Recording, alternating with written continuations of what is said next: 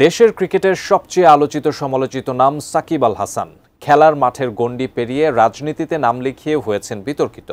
ফলস্বরূপ দেশ ছেড়ে প্রবাস জীবন কাটাচ্ছেন এই ব্র্যান্ড অ্যাম্বাসেডর অফ বাংলাদেশ। এবার সাকিবের রাজনীতিতে যোগদান প্রসঙ্গে নিজের অভিমত ব্যক্ত করলেন প্রধান উপদেষ্টার প্রেস সচিব শফিকুল আলম। বিস্তারিত আরিফ হাসানের প্রতিবেদনে।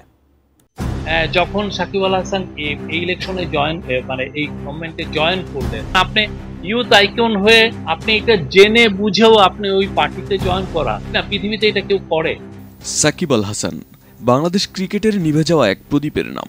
ছিলেন বিশ্বসেরা অলরাউন্ডার। দেশের ক্রিকেটকেও নিয়ে গেছেন এক অনন্য উচ্চতায়। সেই সাকিব এখন দেশ ছেড়ে কাটাচ্ছেন প্রবাস জীবন।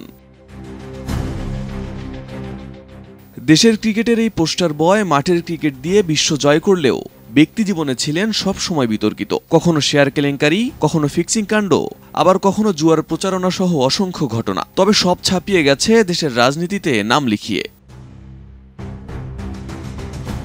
2023 সালের নভেম্বরে আওয়ামী লীগের রাজনীতিতে আনুষ্ঠানিকভাবে যোগ দেন সাকিব আল হাসান। 2024-এর জাতীয় সংসদ নির্বাচনে মাগুরা 1 আসন থেকে আওয়ামী লীগের প্রার্থী হিসেবে প্রতিদ্বন্দ্বিতা করে এমপি নির্বাচিত হন। 5 আগস্টে শেখ হাসিনার পতন হলে আওয়ামী রাজনীতির সাথে জড়িত থাকার কারণে সমালোচনার মুখে পড়েন সাকিবও। বিশ্বমানের থার্মিক্স রড, সালাম স্টিল থার্মিক্স, দেশের একমাত্র থার্মিক্স রড।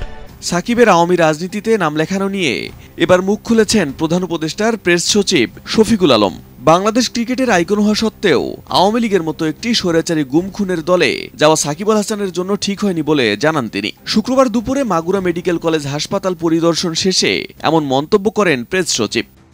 যখন সাকিব আল হাসান এই ইলেকশনে এই গভর্নমেন্টে জয়েন করলেন, আওয়ামী লীগ জয়েন করলেন বা তার হয়ে ইলেকশন করলেন, ততক্ষণে আমরা কিন্তু জানি যে আওয়ামী লীগ এমন একটা বাজে দল, যার সত্যিকার অর্থে হাতে প্রত্যেক লিডারশিপের হাতে রক্ত, যে গুমে জড়িত, যে খুনে জড়িত, যে ব্যাংক ডাকাতিতে জড়িত। এখন আপনি ইউথ আইকন হয়ে আপনি এটা জেনে বুঝেও আপনি ওই পার্টিতে জয়েন করা, এটা তো ঠিক না, পৃথিবীতে এটা কেউ করে।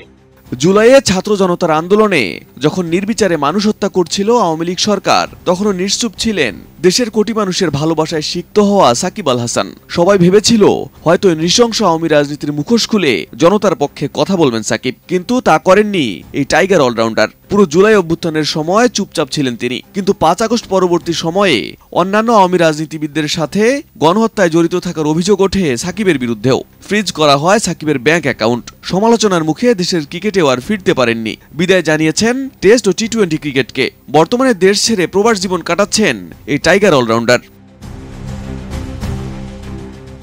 Arif Hasan, ATN news, Dhaka.